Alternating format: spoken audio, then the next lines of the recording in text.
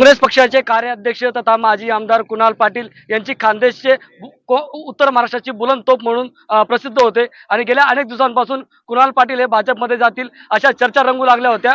मात्र आता उद्या तो दिवस उजाडला आहे। उद्या कुणाल पाटील हे आपल्या समर्थकांसह मोठ्या फौजफाटा घेऊन भाजपमध्ये प्रवेश करणार आहेत। तत्पूर्वी आता धुळ्यातून देखील कार्यकर्ते हे मुंबईच्या दिशेने जायला निघालेले आहे।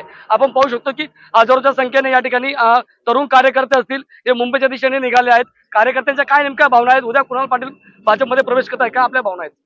काय नाही, कार्यकर्त्यांचं म्हणणं आहे की आता येणाऱ्या जिल्हा परिषद, पंचायत समिती, ग्रामपंचायत हे सर्व निवडणुका आहेत ते कुणाल बाबांच्या नेतृत्वामध्ये आम्हाला कार्यकर्त्यांना जोश आलेला आहे।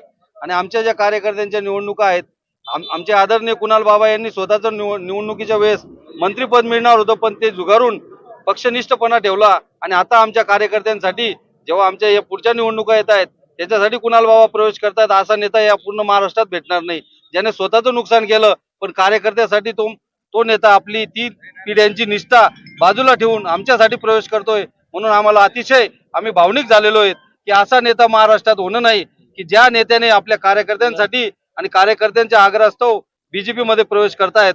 म्हणून कुणाल बाबा सारखे नेते अतिशय उत्तर महाराष्ट्रामध्ये एवढं मोठं नेतृत्व 100% उभं राहणार नाही। ते कुणाल बाबा नवचैतन्य हे बीजेपीला उत्तर महाराष्ट्रात मिळवून देतील अशी आम्ही सगळेजण अपेक्षा करतो।